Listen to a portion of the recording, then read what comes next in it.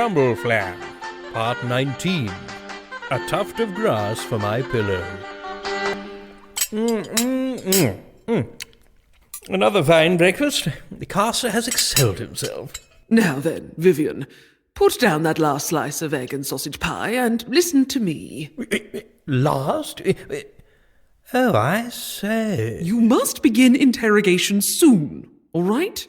Quite right, Ermintrude. Absolutely agreed.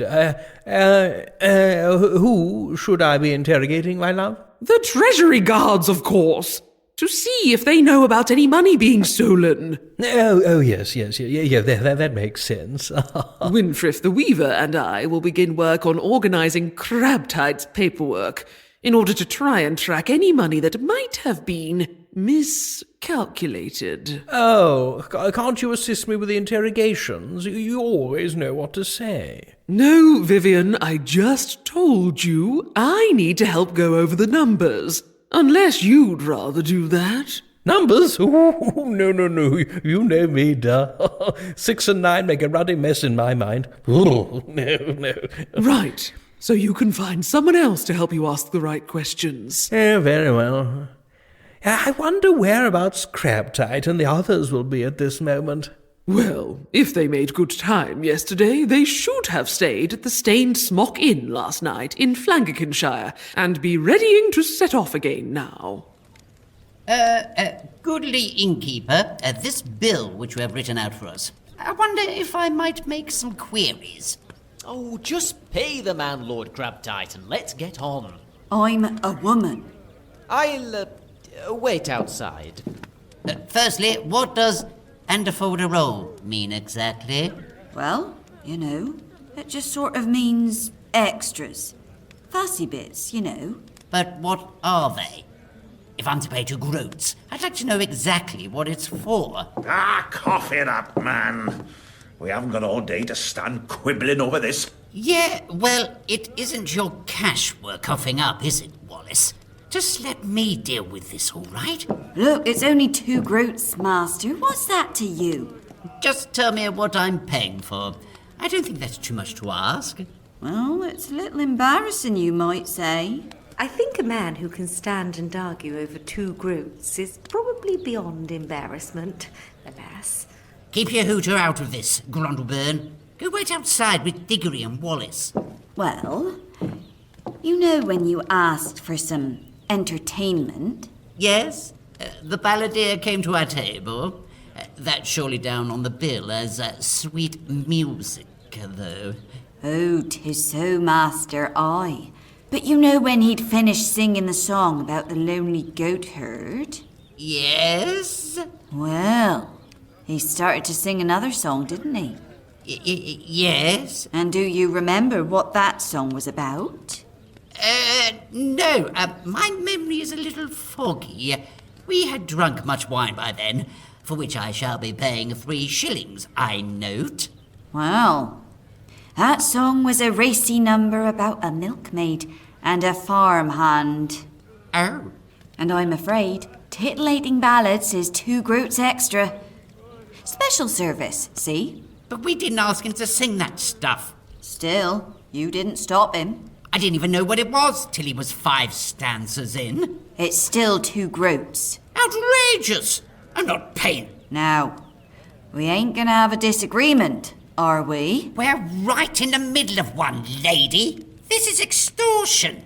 You'll pay, Master, or you'll be arguing it out with my boy. Bring it on. Get him out here. Og! Put down that customer and come over and play with this one here. No need, goodly woman, for your handsome, strapping, towering son to get involved. We shall pay the bill as it stands, most fair and justly written out as it is. No, we bleeding won't. Do you want to be sat on by that great ogre? £1, 6 shillings and 2 groats, is it not? Aye. This is ridiculous. Get thee over the threshold, Lord Crabtight. There, the amount in full. Thank ye for thy hospitality, thy fine wine, and thy excellent tuck. Thank you, Sir Knight. Now, Could I, perchance, purchase a flask of ale that we might wet our collective whistles as we journey on, good woman? That'll be 12 pence, sirrah. I have but 7 pence left me. Will that suffice, good woman? Og! Never mind. Onward, merry band. Quickly.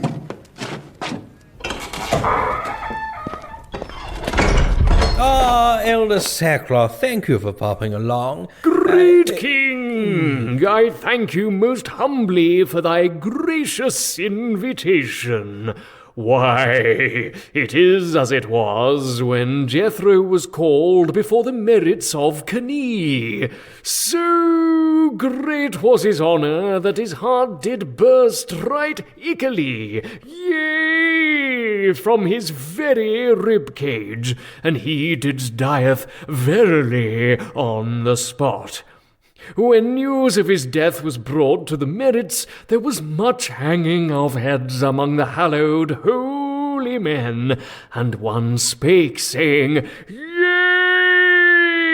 who now will fetch us victuals for the eating thereof? For it was Jethro who said to me but this very morning that he was passing by the marketplace. Yes. Now I've asked you up here to help me out with questioning the guards. You know we're having an issue with disappearing cash, of course. Oh, verily, sire, we shall inquisit these men with merciless scrutiny. Morning, your majesty. Elder Sackcloth. Morning! Sorry, but you're going to have to shift it out of here, lads. Lads? Yes, sorry, Vivian, but we need the floor space. Oh, planning a dance session, are we? Oh, how fun! Huh? No, sire. We need room to spread out all Crabtight's papers. It's the only way we can get a handle on it all. A spot for out and out on spot. First rule of business. We've tried going through it in piles, but it's in such a state. It would be quicker to lay everything out and get a clear picture of what we have as a whole. Right, well, if you say so. Thank you, Vivian. Bring it in, lads. God of mercy, there's an army of them. Mayhap we could make use of the dining hall, Majesty. Good shout, old man. Let's head there first. So sorry. Do excuse me. If I could just... Wedi bob yn gwrs, roedd wedi bob yn eiryr. Bydd am gorag anam mor oedd. Roedd wedi cademfforddio an ymwled. Roedd wedi bob yn galw heibio cawod. Are you looking forward to seeing your homeland again, Wallace? More than you can imagine, Grundleburn. Some days my heart aches at the memory of it. Why did you leave? If you don't mind my asking. We come to the village of Penall, Predwyn and me. The problem is there's absolutely no provision made for the pegged-legged in Penall. Everywhere you turn, there's a muddy track on a grassy hill. Absolute pain in the rump. Literally. The amount of times I went down in it. Eventually, I had enough. We decided to move to a place that had cobbled pathways. The great glittering castle of Crumbleflan. Little did we know. Yes, it isn't quite as it was in its heyday. It doesn't live up to the legend, does it? However, the streets are still cobbled. Merlin told me of Crumbleflan. He said it was the new Camelot. The way he described it, it sounded like heaven on earth. Turned out to be a bunch of nutters inside a set of crumbling walls. That's saving your presence. You knew Merlin? Oh, goodness, I would love to have met him. What a great and wise man. Oh, he was very old, like. Mad as a bag of badgers by then. You know, he'd convinced himself by that time that he was aging backwards. I said to him, Merlin, mate, you ain't getting younger. You're just getting shorter. Still, a great man. Now then, Scab, We shall, as we walk, review the lessons on the chivalric code we went over yesterday. Can you recall the first 3 virtues thereof? Faith, charity, and temperance, Sir Knight. Very good. You did witness these 3 qualities in play but this morning in my interaction with the goodly innkeeper. Faith, that God would guide me. Charity, for I did pay the extra 2 groats without quibble. And temperance, for I did restrict my request for ale to only a single flask. But what about the 4th virtue, resolution? You weren't very resolute when you pegged it out of there whimpering. I never whimpered, young scab. I think me that your remembrance is quite in error there. I mean, you were pretty resolute in running away, I suppose. I still can't believe you paid at all. Ruddy inns are all a right rip-off. All innkeepers are nought but extortionists and inebriates. Well, you can rest easy on that score, Lord Crabtight, for there aren't any more inns on our road now. You what? Where are we going to sleep? On the ground, Boyle. What? Where'er we lay our heads, there be our pillow, a cloak for a blanket, and the stars for a roof. No roof? The weather should hold. There's not been a cloud in the sky all day. You want me to lie down in the dirt? This is absurd. Well, you can stand up if you really want. We'll need someone to stay awake and keep watch, in case of wolves. Wolves? Right. Ooh, my back. That's the last of it. All done over here, Wynfrith?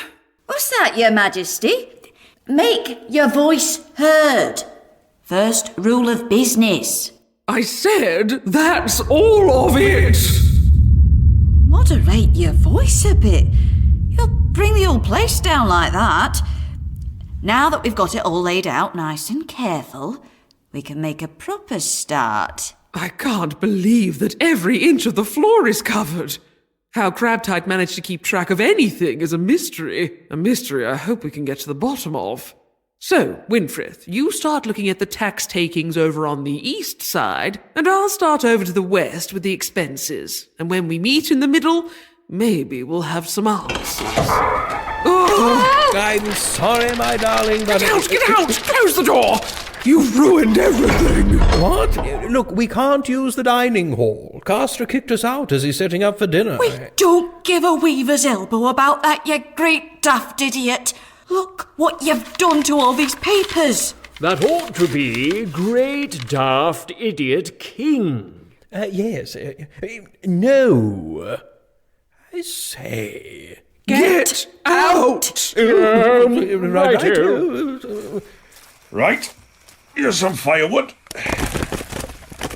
Are you sure there's nowhere we could stay the night? Indoors? This year will suit us well, boy. Bit of tree cover to keep the wind at bay. Nice and dry under peg. Very pleasant indeed. But what about the... wolves? There aren't any werewolves. Or not in these parts, anyway. Where... what? You need not fear, Lord Crabtight. For if any beast of the forest were to approach, I would dispatch them right quickly with my sword. Oh. Yeah, you didn't bring your sword, did you? Because some sadist with a wooden gam thought we should pack light.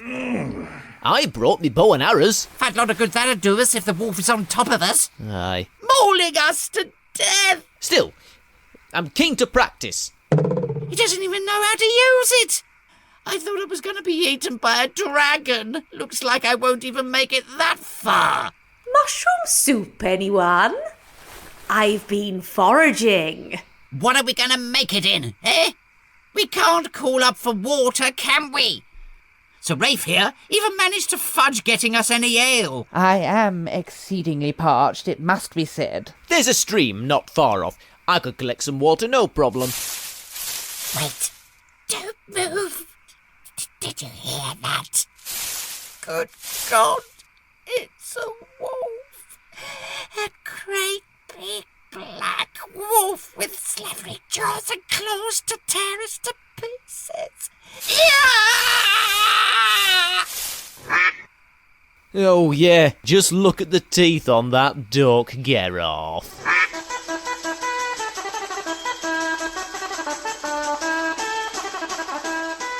That was Crumbleflan, with Callum Hale as King Vivian the Vague, Philippa James as Queen Ermintrude the Organised, David Boyle as Lord Crabtight the Cunning, Jacqueline Johnson as Crumbleflan the Great, Wayne Ingram as Sir Rafe Fairplay, Lewis Allcock as Elder Sackcloth, Alice Osmanski as Wynfrith the Weaver and the Innkeeper, Dylan Allcock as Diggory Scab the Squire, and Christian Patterson as Wallace the Welshman.